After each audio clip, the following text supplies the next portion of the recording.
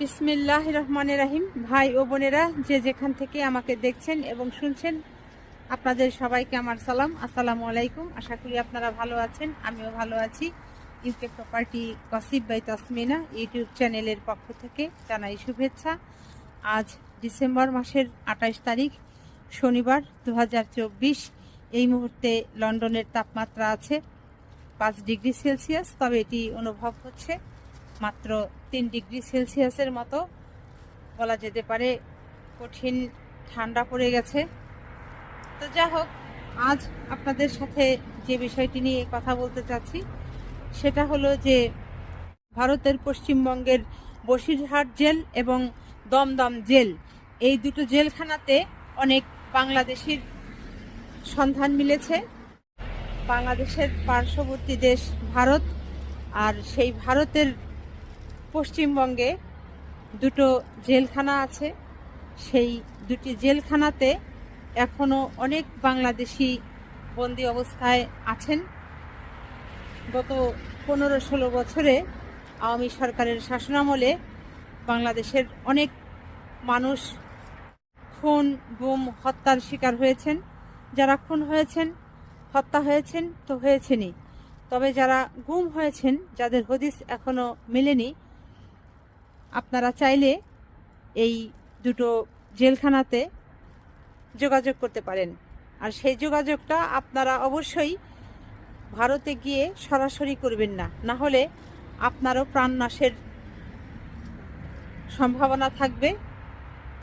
বাংলাদেশে মানবাধিকার যে সংস্থাগুলো আছে, এই সংস্থাগুলোর মাধ্যমে ভারতের যে মানবাধিকার সংস্থাগুলো আছে তাদের মাধ্যমে আপনাদেরকে যোগাযোগ করতে হবে। এবং এই দুই জেলখানাতে আপনাদের পরিবারের যারা মিসিং হয়েছে, এদের অস্তিত্ব সেখানে পাওয়া যায় কিনা, এদের খোঁজ মিলে কিনা, সে বিষয়টি আপনারা দেখে নিতে পারেন।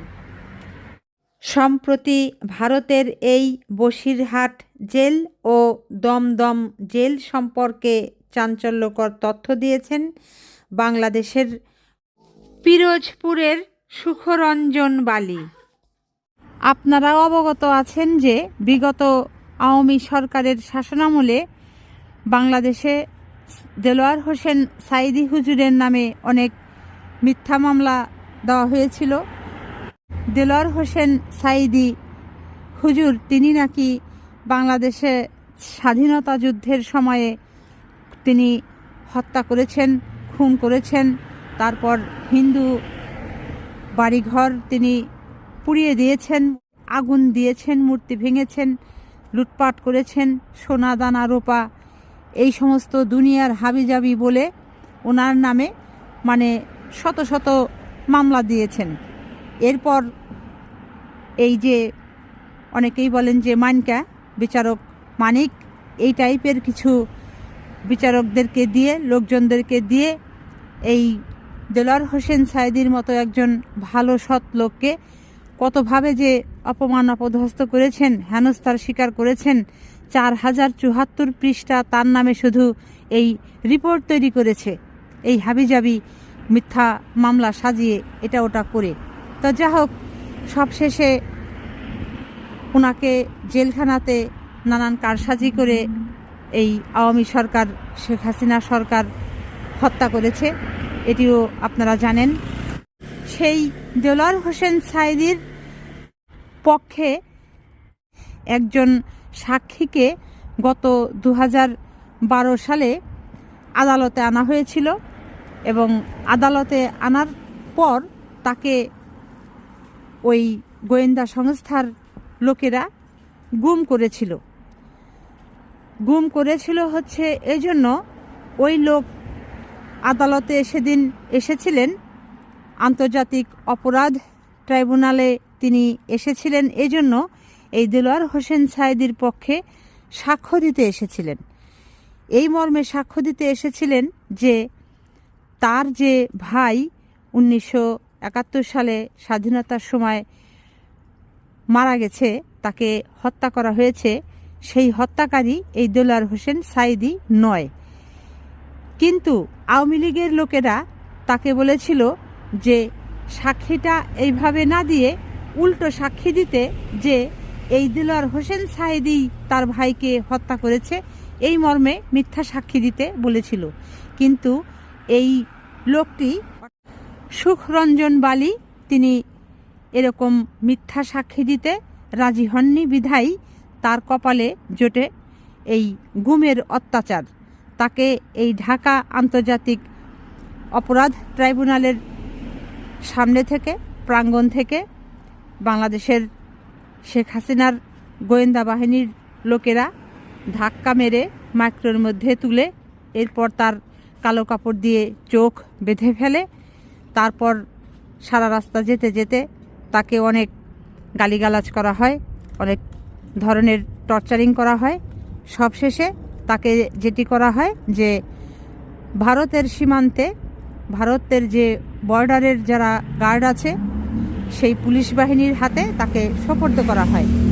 এরপর সেই ভারতের যারা সীমান্তের গার্ড তারা তাকে মোটা লাঠি দিয়ে কন্টিনিউয়াসলি মারতে থাকে, আঘাত করতে থাকে। এক পর্যায়ে তিনি জ্ঞান হারিয়ে ফেলেন। এরপর তাকে নিয়ে যাওয়া হয় ওখানকার জেলে।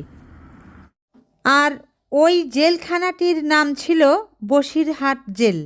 এই বসিরহাট জেলে সুখরঞ্জন বালিকে প্রায় 20 থেকে 21 দিন রাখা হয়েছিল। পরবর্তীতে ভারতের দমদম জেলখানাতে পাঠিয়ে দেওয়া হয়েছিল। তিনি প্রায় 4-5 বছর ওই কলিকাতার দমদম জেলের ভিতরে জেল খাটা যখন শেষ হয় তখন ওই জেলে গিয়ে তার সাক্ষাৎ হয় বাংলাদেশের আরও বেশ কয়েকজনের সাথে। এর মধ্যে একজন তার এক আত্মীয় ছিল।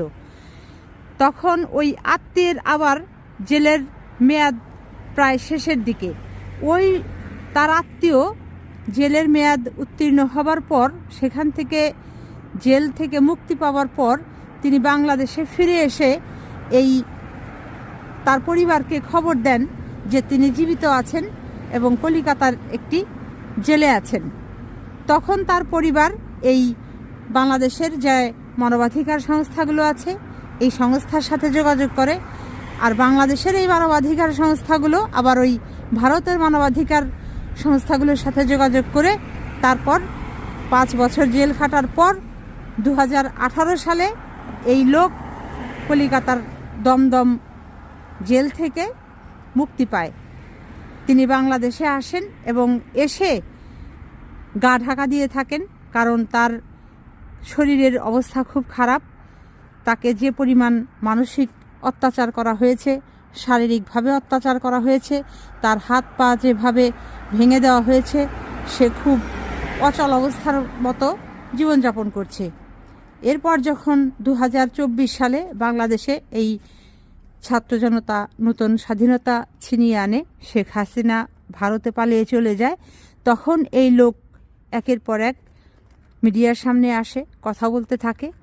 তখন তার মুখ থেকেই জানা যায় যে সুখরঞ্জন বালির কাছে তথ্য পাওয়া যায় যে ভারতের বসিরহাট জেলখানা এবং দমদম জেলখানা, এইখানেতে এই 2 জেলখানাতে বাংলাদেশ থেকে যাদেরকে গুম করা হয়েছে তাদেরকে ওখানে আটকে রাখা হয়েছে। এজন্য বলছি যে বাংলাদেশের যে সকল পরিবারগুলোর ভাই বোনেরা গুম হয়েছেন, আপনারা খোঁজ নেন। আপনাদের পরিবারের সেই সদস্য, আপনাদের সেই প্রিয়জন, প্রিয় মুখ আপনাদের পরিবারে তার মা বাবা ভাই বোন সকলের মাঝে ফিরে আসতে পারে। আগেই বলেছি যে প্রচণ্ড রকমের ঠান্ডা পড়ে গেছে। কথা বলতে বলতেই তাপমাত্রা আরও 1 ডিগ্রি নেমে গেছে। এখন 2 ডিগ্রি সেলসিয়াসের মতো অনুভব হচ্ছে। এখন বাসায় ফিরে যাব। সবাই ভালো থাকবেন, সুস্থ থাকবেন এবং আমার জন্য দোয়া করবেন। আমার এই চ্যানেলটিতে লাইক, কমেন্ট, শেয়ার এবং সাবস্ক্রাইব করবেন। আসসালামু আলাইকুম, আল্লাহ হাফেজ।